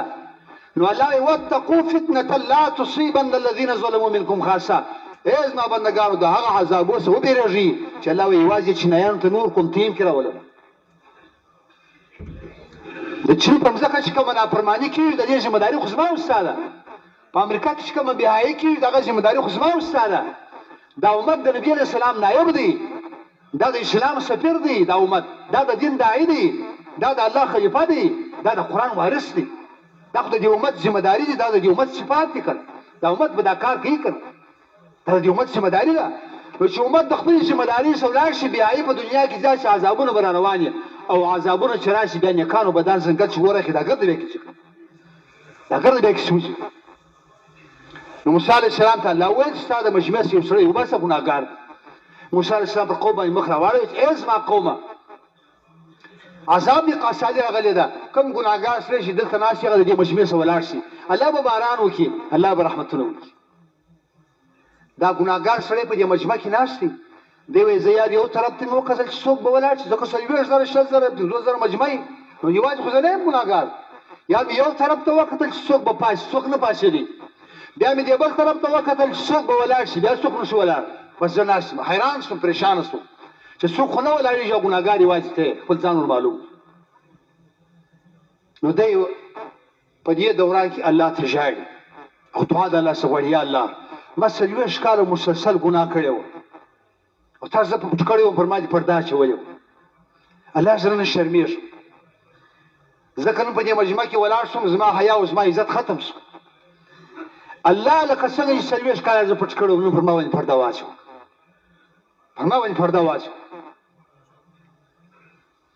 مجمع پر هغه ځای باندې ناسته، سړی دی ولاړ شوی، باران شروع شو. موسی سم الله ته یا الله پاکه د مجمع څخه سړی نه دی ولاړ شوی، ګناهګار سړی خو د مجمع څخه نه دی وتلی، چا خو توبه نه دی کښلې، باران څنګه شروع شو؟ د الله طرف څخه اعلان ورته وشو چې د کوم سړي په وجه باندې رحمت د الله بند و، د هغه سړي په وجه باندې رحمت در باندې شروع شو. هغه ما ته توبه وکړه، هغه ما ته توبه وکړه. موسی سم الله ته ویل الله پاکه هغه سړی چې توبه تا ته وکړله، او یو خبره بله واورئ، دا توبه چې دی کوي دا توبه د 2 نمبر توبه ده، 1 نمبر توبه نه ده. اول نمبر توبه دې ته وایي چې سړی د الله د عذاب څخه وبېرېږي، د ګناه څخه لرې شي. یو د الله سره محبت پیدا شي، الله دا ګناه زه نه کوم، زما ستا سره مینه ده، ته زما محبوب یې، زما څخه ناراضه کېږې، الله زه نافرماني نه کوم، الله زه ګناه نه کوم، زه ستا دا توبه 2 نمبر ده. څه معنا یا الله که زه ولاړ شم زما پر عزت باندې حمله ولوېدل، دا اخلاص توبه نه ده. پر 2 نمبر توبه یا الله د 40 کالو ګناه معاف کړه، الله رحمتونه شروع کړل. نو پر اول نمبر توبه به الله پاک موږ دنیا اجر راکړي. نو څنګه ټول به توبه یې کوم نه توبه کوم، ټول به وایي زموږ ټول الله ته توبه ده، وایي ټول وایي موږ ټول الله ته توبه ده. الله په توبه خوشاله کېږي، الله خوشاله کېږي، الله خو رشته دار نه دی، الله خو ډېر رحیم کریم ذات دی، الله د بنده په عاجزي باندې خوشاله کېږي. نو ورونو په دا کار یو لوی کار الله موږ سره کړی دی، دا یو ډېر غټ منشب دی. په دې کې چې کومې کوتاهي د موږ سره شوي دي پر هغه باندې الله څخه معافي غواړو. او مسجد د دې څه د دې دغه د زړو ساتیانو جوړ دی، الحمدلله غټه مجمع راغلې ده چې دا زړو ساتیان چې زموږ په دې افغانستان کې څومره مرکزونه دي، څومره ولایتونه دي، څومره تشکیلونه دي، ورونو دوستانو دا کار چې دی لکه ما مخکې عرض وکړې دا نګراني غواړي. او د دې نگراني ورونو دوستانو دا په اعمالو په صفاتو په تشکیل په قرباني سره تړلې ده. دا شپ خبرې چې قال الله قال رسول وایو یا په یو لهجه باندې بیان کوو یا اسم مجمع راجمع کوو، نو ورونو دوستانو یا اسې داسې ورونو داسې نه دي دا کار، بلکې دا کار شفاعت غواړي، دا کار قرباني غواړي. الحمدلله موږ ته په کوم حالات کې یو، زموږ ستاسو د ملک حالات موږ ته معلوم دي. په دې وخت کې کوم موږ غفلت وکړي، زموږ غفلت لپاره به ډبل عذاب موږ ته الله راکړي. وخت ډېر دی، وخت د آرام نه دی، اوس وخت د تشکیل دی، وخت د قرباني دی، ځان وخت د مخته کېدلو دی چې ځان مخته پیش کړو، ځان شاته نه کړو، ځان شاته نه کړو.